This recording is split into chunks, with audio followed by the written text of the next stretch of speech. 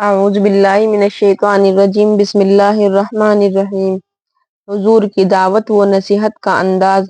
اسی لیے اللہ کے رسول اللہ صلی اللہ علیہ وسلم نے ارشاد فرمایا کہ جب وہ بچہ 7 سال کا ہو جائے تو اس کو نماز سکھاؤ، اپنے ساتھ مسجد میں لے جاؤ، اور جب 10 سال کا ہو جائے تو چھڑی لگاؤ، اس لیے کہ آپ کا بیٹا ہے، وہاں چھڑی کی ضرورت پڑے گی تبھی تو آپ سے ڈرے گا۔ وہاں چھڑی کا حکم ہے، مگر عام لوگوں کو چھڑی کا حکم نہیں ہے، بلکہ وہاں تو پیار سے بلائیں گے۔ گفتگو کا انداز بدلنا پڑے گا۔ صحابہ کرام کو جب حضور اکرم صلی اللہ علیہ وسلم دعوت دیتے تھے اور دیکھتے تھے کہ کوئی گڑبڑی ہو رہی ہے تو یہ نہیں کہتے تھے کہ تم ایسا کرتے ہو صحیح ہو جاؤ، نہیں، بلکہ آپ کا انداز یہ تھا کہ بھائی لوگوں کو کیا ہو گیا کہ ایسا کہتے ہیں ویسا کرتے ہیں۔ کسی کا نام لے کر بیان نہیں کرتے تھے، بلکہ مطلق فرماتے تھے کہ بھائیو تم کو کیا ہو گیا ہے کہ ایسا کر رہے ہو۔ جو اس غلطی میں ملوث ہوتے وہ سمجھ جاتے تھے۔ نصیحت اور دعوت کا انداز ایسا ہونا چاہیے، اب اس سے آدمی قریب ہوگا یا دور ہوگا۔ اگر ہم نے بھرے مجمع میں کسی کو ذلیل کر دیا کہ تم نے فجر کی نماز نہیں پڑھی، کہاں تھے، تو سب لوگ اس کی طرف دیکھیں گے اور اس کی توہین ہوگی۔ ایک تو اس کو تکلیف ہوگی اور دوسرے اس میں ہٹ دھرمی اور ضد پیدا ہوگی۔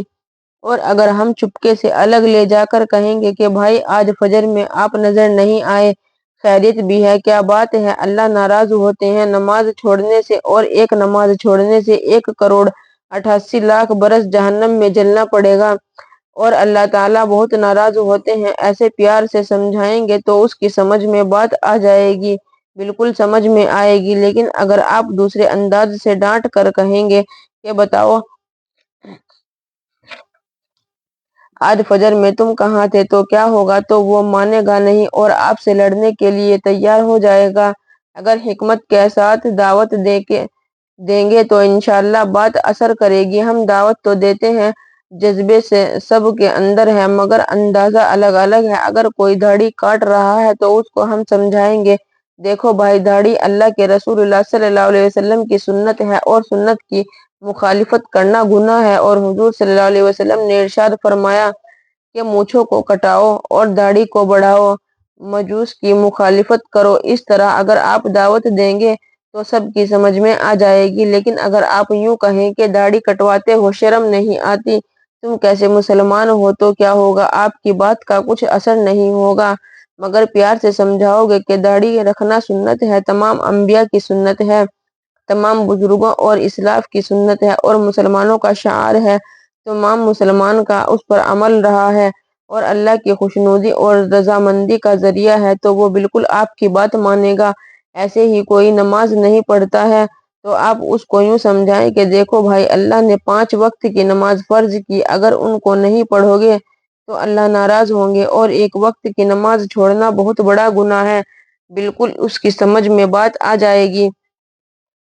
ہدایت دینا اللہ کا کام ہے، اپنا کام دعوت دینا ہے۔ حضور اکرم صلی اللہ علیہ وسلم اپنے چچا ابو طالب کے پاس گئے اور کہنے لگے کہ ایک مرتبہ میرے کان میں کلمہ پڑھ دو، لا الہ الا اللہ محمد الرسول اللہ۔ تو ابو طالب نے کہا کہ کیسے کہوں، یہ قریش کہیں گے کہ بھتیجے کے کہنے سے اپنا دین بدل دیا۔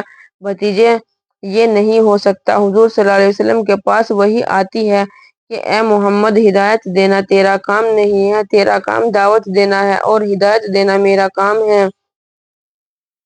جس کو تو چاہے ہدایت نہیں دے سکتا، لیکن ہدایت اللہ جس کو چاہے گا دے گا۔ ہم لوگ سمجھتے ہیں کہ میرے کہنے سے یہ فوراً نمازی بن جائے، میرے کہنے سے یہ فوراً داڑھی رکھ لے، میرے کہنے سے یہ زکوٰۃ دینے لگے۔ اپنا کام تو دعوت دینا ہے اور دعا کرنا ہے کہ اے اللہ، فلاں نماز نہیں پڑھتا، اس کو تو توفیق دے دے، اس کے دل میں دین کی محبت ڈال دے۔ تم دعوت بھی دو اور دعا بھی کرو، انشاءاللہ اس کا دل دین کی طرف مائل ہوگا۔ اے اللہ، میرا فلاں بھائی، میرا بھتیجا، بھانجا، میرے ماموں کا لڑکا، کسی کا بھی رشتہ دار یا میرے پڑوس کا میرے دوست غلط کام کرتا ہے، اللہ ایسے اسے ہدایت دے دے اور وہ غلط کام چھوڑ دے۔ انشاءاللہ آپ کی بات کے اندر تاثیر ہوگی۔ حکمت کا مطلب یہی ہے کہ آپ اس کو دین کی طرف بلانے میں جتنا اچھا طریقہ اختیار کر سکیں وہ اختیار کیجئے۔ کسی سے اپنا کام نکالنے کے لیے کتنی باتیں بنانی پڑتی ہیں کہ کس تدبیر سے کام نکل سکتا ہے۔ تو اپنے ساتھی کو دین کی طرف بلانے کے لیے کس تدبیر سے بلا سکتے ہیں؟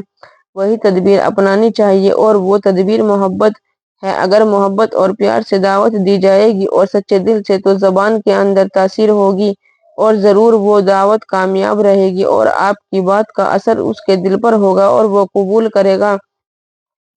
ایک واقعہ ہے ریڑھی کے مدرسے کا۔ وہاں میرے والد صاحب ریاضی کے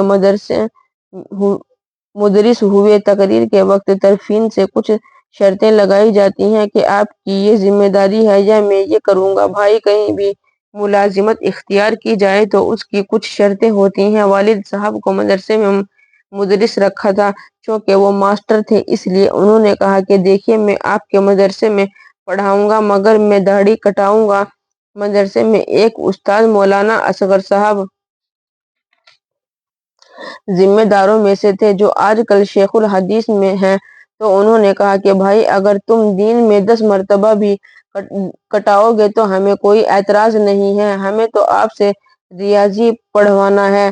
یہ انداز دیکھیے تربیت کا۔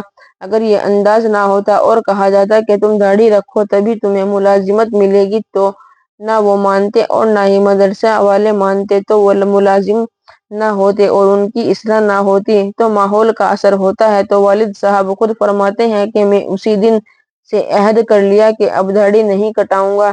یہ ہوتا ہے کہنے کا انداز۔ جب سچے دل سے دعوت دی جائے تو اس کا اثر ہوتا ہے اور بات بھی مؤثر ہوتی ہے، بالکل اثر ہوتا ہے۔ اگر سچائی کے ساتھ اللہ کی طرف متوجہ ہو کر دعوت دی جائے، یہ والد صاحب کا خود بیان کیا ہوا واقعہ ہے۔